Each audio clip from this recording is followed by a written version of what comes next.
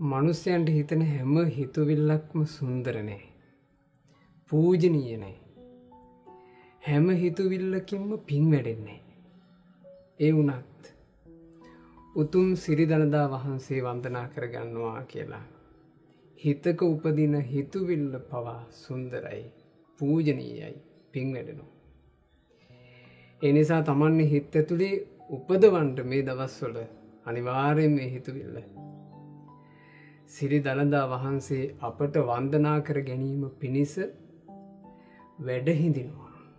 අපට අනුකම්පාවෙන් වැඩහිඳිනවා. ඒ සිරිදළදා වහන්සේ වන්දනා කරගන්න ඕන මමත් කියලා.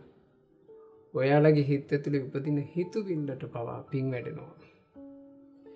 සිරිදළදා වහන්සේ වන්දනා කරගන්න ඕන කියන අදහසින් ගෙදරින් එළියට තියෙන පියවරකින් පවා පින් වැඩෙනවා. කිලෝමීටර් ගණන් සැදැහැවතුන් පෝලිං වල ටික ඉස්සරහට පියවර තියනවා. ඒ පියවරක් ගානේ පින් වැඩෙනවා. මේ ජීවිතේ බොහෝම ටික කලකට ලැබිච්ච එක. මේ පුංචි මනුස්ස ජීවිතය ඇතුලේ උතුම් ශ්‍රීමත් දළදා වහන්සේ වන්දනා කර ගැනීම පිණිස දුර්ලභ අවස්ථාවක් මේ උදා වෙලා තියෙන්නේ. විශේෂයෙන් තරුණ දරුවෝ ඒ අවස්ථාව මගේ හැරගන්න එපා. ඔයාලා රූපවාහිනියෙන් මාධ්‍ය වලින් දකිනවා සිරිදළදා වහන්සේ වන්දනා කරගන්න වයසක අම්මලා තාත්තලා පෝලිං වල තෙරපි යන හැටි. සන්තෝෂෙන් වන්දනමාන කරගෙන සතුටු කඳුළු වගුරු ඇවිල්ලා කතා කරන හැටි. ඒ වයසක අම්මලා තාත්තලා ඇතැම්මු කියනවා අපි සිරිදළදා වහන්සේ දැකගත්තා, වන්දනා කරගත්තා. ජීවමාන බුදුරජාණන් වහන්සේ දැක්කා වගේ අපිට දැන් S2 පියුණත් කමක් නැහැ කියලා. ඒ වචනේ අම්මලා තාත්තලා කියන්නේ S2 පියවෙන්න දැන් ළඟයි කියලා දැනෙන නිසා හිතවලට.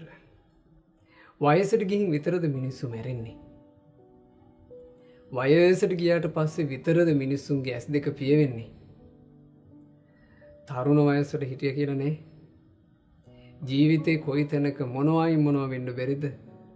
ඒ නිසා සිරිදළදා වහන්සේ වන්දනා කරගන්න ලැබිලා තියෙන මේ දුර්ලභ දින කිහිපේ ඔබත් උතුම් දළදා වහන්සේ වන්දනා කරන්න යන්න.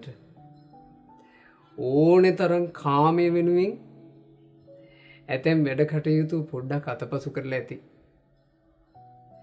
තමාගේ එක වැඩ කටයුතු වෙනුවෙන් කරන රාජකාරී කටයුතු වල නිවාඩු පවා අරගෙන ඇති. ඒ නිසා දවසක් දෙකක් තුනක් පෝලිං වල හිටියත් කමක් නැහැ.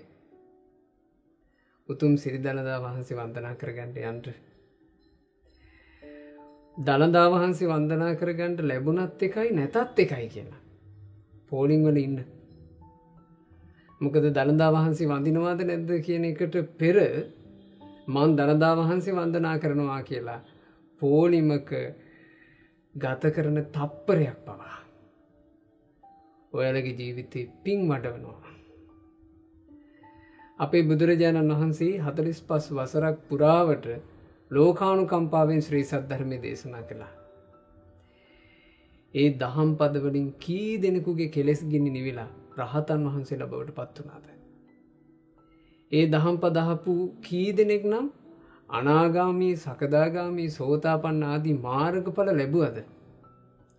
අදටත් අපේ ජීවිත, අපේ හිත් සුවපත් වෙන්නේ ඒ බුදුරජාණන් වහන්සේ පුරා 45 වසරක් දේශනා කරපු ශ්‍රී සද්ධර්මයෙන්නේ. උතුම් දළදා වහන්සේ කියලා කියන්නේ 45 වසරක් පුරාවට බුදුරජාණන් වහන්සේ දේශනා කරපු හැම දහම් පදයක්ම ස්පර්ශ වෙච්චි පූජනීය වස්තුවක්. ඉතින් ඒ බඳු උතුම් දළදා වහන්සේ වන්දනා කරගන්න ඕන කියලා උපදින හිත පවා ඒකාන්තයෙන් සුන්දරයි. ඒකාන්තයෙන් පූජනීයයි. ඒකාන්තයෙන් ඔබේ දිවි ගමනට පින් වැඩෙන හිතවිල්ලක්. ඒ නිසා හැමදෙනාට ශ්‍රීමත් දළදා වහන්සේ වන්දනාමාන කෙරෙන මේ කාලවකවානුවේ දළදා වහන්සේ බැහැදකින්ට හිතුවිලි පහල කරගෙන දළදා වහන්සේ බැහැදක වන්දනා කරනු පිණිස පියවර තබ තබා අර පෝලිං වල ඉස්සරහට ගිහින් උතුම් ශ්‍රීමත් සුගත තථාගත දළදා වහන්සේ තමන්ගේ ඇස් දෙකින්ම දෙක බලා වන්දනා කරගෙන තමන්ගේ ජීවිතයට උදාර පින්ඵල නෙලා ගන්නට වාසනාව ලැබේවා කියලා ආශිර්වාද කරනවා. තෙරුවන් සරණයි.